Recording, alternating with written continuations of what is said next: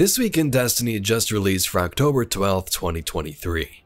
In it, Festival of the Lost returns, an update on the PvP strike team, commemorating the crafting, updates bringing all Sparrows to the current speed, some known issues, and much more. Let's dive right into it.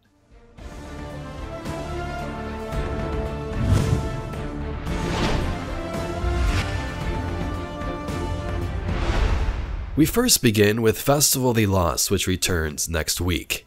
Break out those tricks and those treats, Guardians. It's officially spooktacular season. Festival of the Lost is back next week with Space Grandma ready to dole out those sweets and celebrate all those mask-wearing shenanigans. For those itching to get into the Halloween-inspired spirit, here's what you need to know about Festival of the Lost. Bungie's really excited to add a new addition to this year's event. This will make haunted sectors more rewarding when it comes to the experience itself and the rewards they offer.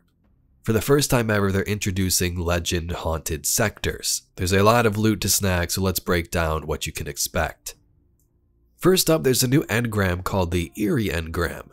Eerie engrams will have two uses. Players can crack them open individually for some treats, or use them as currencies for hocus focusing, which we'll get into below.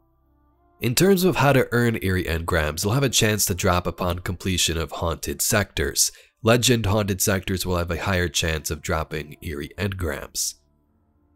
In terms of focusing, Eva Levante has seen what Rahul has been offering this season with exotic focusing and has decided that she'll offer her own spooky twist on the mechanic. During Festival of the Lost, Eva will also offer players opportunities to acquire exotic armor with 4 focusing categories in addition to the legendary weapons Eerie engram focusing. So weapons Eerie engram, exotic arms, exotic legs, exotic helmet, and exotic chest engrams. Here's the focusing cost for each specific type. For arms, legs, helmet, and chest, it's 1 Eerie engram and 2500 candy. For randomized Festival of the Lost weapon, 1 engram, 500 candy, and for one specific festival weapon, 1 engram and 1000 candy. Players must own the expansion that the exotic armor is tied to in order to be eligible for it to drop from Hocus Focusing. Required expansion for each exotic armor piece are listed further below. The Forsaken pack counts towards the Forsaken expansion requirement. Players will not need to have acquired the exotic armor previously for it to be eligible to drop from Hocus Focusing. This means that players who are still missing exotic armor will have a chance to earn it from this event.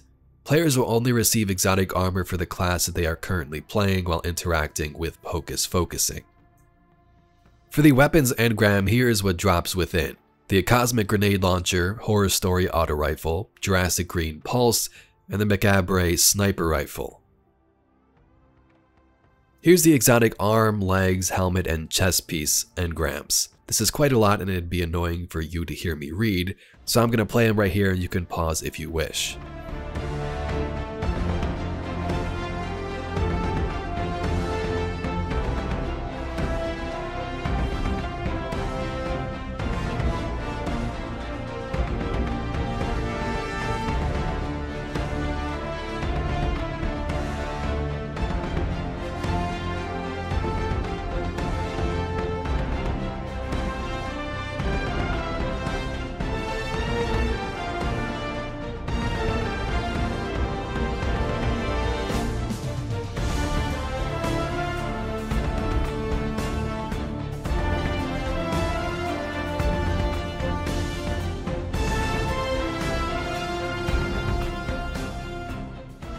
One more thing before we move on to PvP.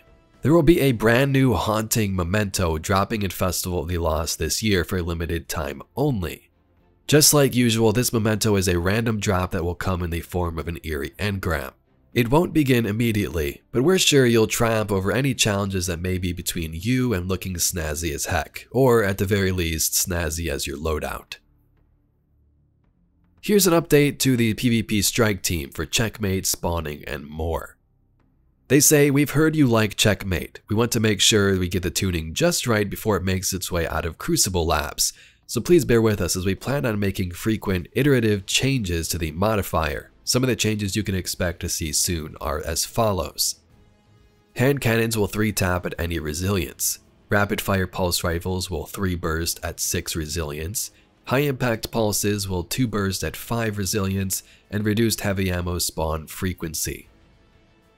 Speaking of fast changes, they're also continuing to improve upon the matchmaking system. With the mid-season patch, they are compressing the skill-based used for matchmaking in the control playlist. Think of it as reducing the number of divisions in the skill band. The result is that there are more players in each remaining division and therefore more players to match with, yielding quicker matchmaking times while continuing to recognize differences in skill level. Now, spawning. It is known that there are some long-standing issues with spawn, such as spawn trapping, spawn flipping, and not spawning at all. They made a few changes in recent seasons, reverted some, went back to the drawing board, and here they are again ready to take another stab at it. Previously, they made more systematic changes and less targeted changes. This time, they're doing the opposite, less systematic and more targeted. They're specifically looking to address issues on Altar of Flame and Cauldron. They don't expect to fix every issue, but if they succeed in resolving some of the more frustrating cases, they'll apply those lessons to other cases and maps. Things to look forward to next season. Crucible playlist reorganization, including a 3v3 rotator node. Competitive Crucible changes, including competitive weapon focusing, rank adjustment updates, and 3v3 countdown rush. Trials flawed card rewards, rewards for a win streak less than 7, and more Checkmate modes, Dominion, 3v3 Clash, aka Skirmish. So the whole crafting thing that went down a couple of weeks ago, where everybody can craft their weapons with different perks and change things up a bit back in September, that was chaos. Bungie says, "You Guardians were massive troopers while our teams work hard to get everything back into working order, and we're stoked to see the creativity many of you had when experimenting with this new world of possibilities. And who knows, maybe that week will inspire some fun shenanigans in the future." For the immediate future, however, they wanted to commemorate this wacky time in pure Bungie fashion with a new emblem. So if you played between September 15th, Friday at 9 AM Pacific time, to September 21st, you will receive an emblem when it's ready to go in Season 23. Here's a sneak peek.